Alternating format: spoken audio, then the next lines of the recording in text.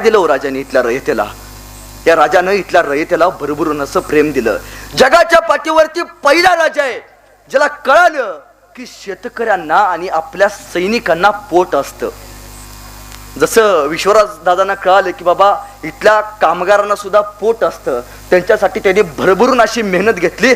तसं राजाला 350 वर्षापूर्वी कळालं होतं की इथल्या शेतकऱ्यांना आणि सैनिकांना पोट असतं.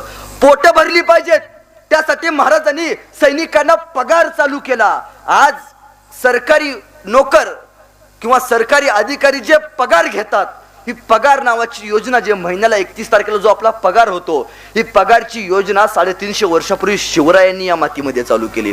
प्रत्येक लोक पगार घ्यायला लागली, पोट भरली की मग पाठीचे कणे ताट झाले, मग स्वाभिमान अभिमान जागा झाला. पहिल्यांदा इथल्या रयतेचं पोट भरायचं काम महाराजांनी केलं. जगाच्या पाठीवरती पहिला राजा आहे की ज्याला उभ्या आयुष्यात 3 वेळा गुप्तधन गावले. जगाच्या पाठीवरती दुसरा राजा बघायला मिळत नाही, पहिला राजा आहे. उभ्या आयुष्यात त्याला 3 वेळा गुप्तधन गावले. तुम्हाला माहितीये महाराजांना पहिलं गुप्तधन गावलं ते म्हणजे तोरणा किल्ल्यावरती. राजा तोरणा किल्ल्यावरती जात होते आणि जात असताना त्यावेळी 4 घागरी मोहरा सोन्याच्या महाराजांनी गावला. राजा म्हणाले बहुत खूप आणा. 4 मोहरा सोन्याच्या त्या भरलेल्या घागरी आणल्या. आता चला पार्टी करू. नाही हो, महाराजांनी त्या मोहरांचा उपयोग स्वराज्याची पहिली राजधानी राजगड बांधण्यासाठी केला आणि त्या मोहरा विकून राजधानीचा राजगडचा खर्च महाराजांनी भागवला. महाराज एकदा प्रबळगडावरती जात होते आणि प्रबळगडावरती जात असताना महाराजांना त्यावेळी एक जस्ताची पेटी सापडली आणि त्या पेटीमध्ये तब्बल 100 सोन्याचे होन आणि 1,00,000 मुद्रा चांदीच्या महाराजांना त्या किल्ल्यावरती घावल्या. त्या चांदीच्या मोहरांच्या आणि सोन्याच्या नाण्यांचा उपयोग महाराजांनी रयतेच्या सुखासाठी, रस्ते बांधकाम करण्यासाठी महाराजांनी वापरले. 350 वर्षापूर्वी रस्त्याची डागडुजी करण्यासाठी महाराजांनी तो खर्च वापरला. आणि तिसरं जे सोनं घावलं ते सापडलं आपल्या इथं सातारला गेला तर वासोट्या नावाचा किल्ला आहे, मोठा चकोट किल्ला. त्या किल्ल्यावरती महाराज पालखीतून जात होते आणि महाराजांचा शालू दाते दरवाजाच्या माग, वणीचा दरवाजा आहे, वणीच्या दरवाजाच्या माग एक काट्याचं झाड आहे. त्या काट्याच्या झाडामध्ये महाराज पालखीतून जात असताना त्यांचा शालू अडकला. महाराज म्हणले पालखी थांबवा. भोईनी पालखी थांबवली. महाराज म्हणाले माझा शालू काहीतरी संकेत देतोय. इथं शालू अडकलाय ना, हे काहीतरी झाड मला काट्याचं सांगतं. इथं खणा. कामगार आले, तिथं खणाला चालू केलं. त्यावेळी दगडी चौतरा लागला. राजा म्हणाले वणीच्या दरवाजाच्या मागे दगडी चौतरा इथं कोणी बांधला? उभ्या आयुष्यात इथं कधी चौतरा दिसला नाही. मग चौतरा जमिनीच्या खाली कसा? काहीतरी आहे. हा चौतरा मला काहीतरी संकेत देतोय. आणि तो दगडी चौतरा फोडला गेला तर त्याच्या आत महाराजांना तब्बल 20 सोन्याच्या घागरी मोहरा भरलेल्या महाराजांना त्यावेळी घावल्या. त्या सोन्याची किंमत आत्ताच्या युगामध्ये 8 कोटी रुपये अशी होती. या 8 कोटी पैशाची किंमत महाराजांनी गडकिल्ले संवर्धनासाठी वापरले. तुम्हाला माहिती आहे उभ्या आयुष्यात महाराजांच्याकडे 365 किल्ल्यांचं साम्राज्य होतं. त्यात महाराजांनी 124 किल्ले नव्यानं बांधले. महाराजांचा विचार बघा, मी असेल किंवा नसेल, मी नसलो तरी जेव्हा औरंगजेब महाराष्ट्रामध्ये येईल तेव्हा एक किल्ला तो घ्यायला निघेल. माझा 1 किल्ला एका महिन्याने 3 वर्ष लढला तर औरंगजेबाला महाराष्ट्रातले 365 किल्ले जिंकायला किती दिवस लागेल? उमर निघून जाईल त्याची. पण स्वराज्याचा एक खण सुद्धा त्याला जिंकता आला नाही. पण नाही हो, राजा इथं नाही थांबला. महाराजांनी तामिळनाडूमध्ये साजरान गोजरा नावाचे 2 किल्ले नव्याने तयार केले. जिंजी हा किल्ला महाराजांनी 50,000 होन देऊन नव्याने विकत घेतला. महाराजांचं मत असं, रायगड हा जगाचा पाठीवरती एकमेव असा गड, इंग्रजांनी सुद्धा लिहून ठेवले, एकमेव असा गड आहे की रायगडावरती धान्य आणि अन्न आणि पाणी मुबलक असेल तर एक रायगड संपूर्ण जगाशी लढू शकतो. पण महाराजांना वाटलं यदा कदाचित उद्या गड शत्रूला लाभला आणि स्वराज्यातले सगळे किल्ले गेले तर औरंगजेबाला स्वराज्य संपवण्यासाठी तामिळनाडूला जावं लागेल. तामिळनाडूला गेल्यावरती साजरान गोजरा किल्ला जिंकावा लागेल आणि त्याच्याबरोबर त्या औरंगजेबाला साजरान गोजरा किल्ला जिंकल्यानंतर जिंजी किल्ला जिंकावा लागेल.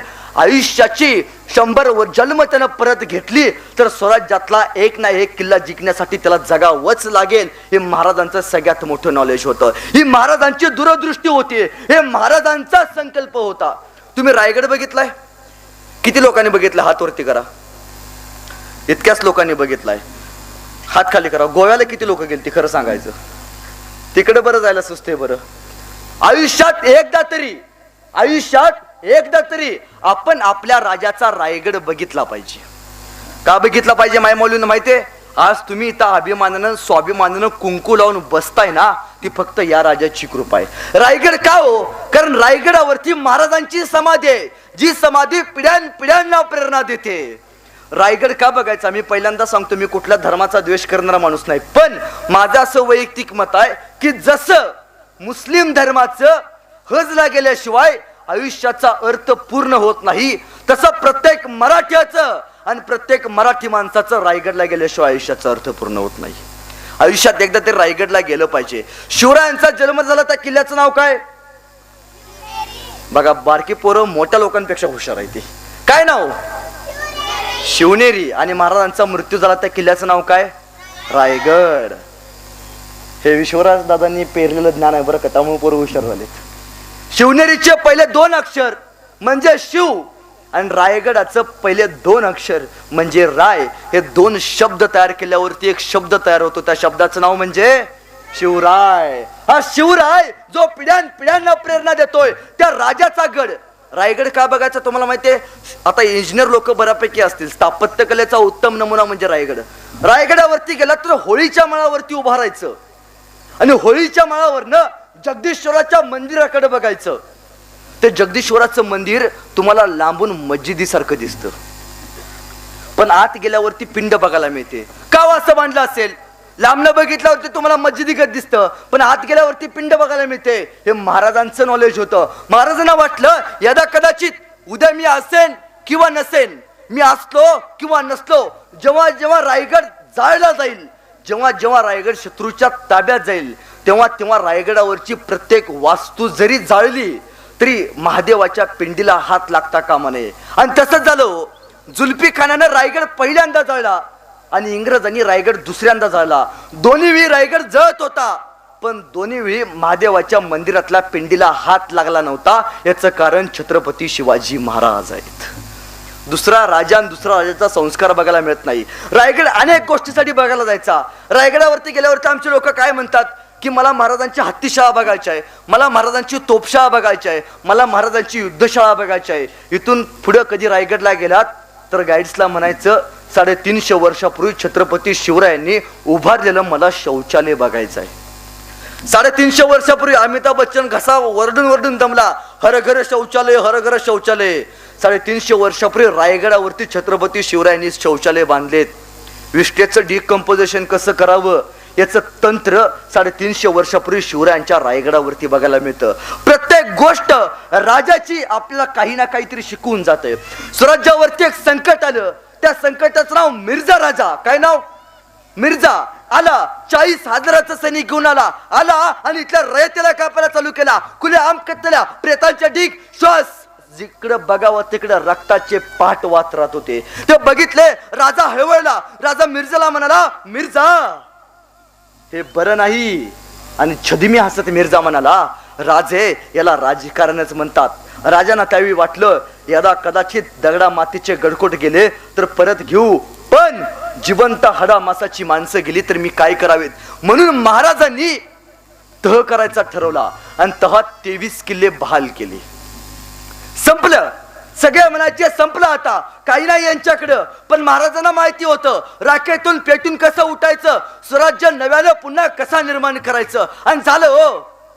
महाराजांनी ज्यावेळी तह केला त्यावेळी महाराजांकडे फक्त 23 किल्ले होते. आणि 9 वर्षानंतर महाराजांचा राज्याभिषेक झाला त्यावेळी शक्य नोंद आहे की महाराजांकडे 365 किल्ल्यांचं साम्राज्य आहे. दादा 50 वर्षांच्या आयुष्यात एक घर बांधायचं होत नाही. महाराजांनी 9 वर्षाच्या आयुष्यात 365 किल्ल्यांचं साम्राज्य नव्यानं उभा केलं. सगळी लोक म्हणायची संपलंय, हा राजा याचं स्वराज्य संपलंय. पण महाराजांनी ते करून दाखवलं. आज आमची पोरं जरा काय झाली की आत्महत्या करतात. कोण नाही म्हणलं घे कचरा कर आत्महत्या. कोण काय बोललं, घ्या औषध कर आत्महत्या, नाही हो.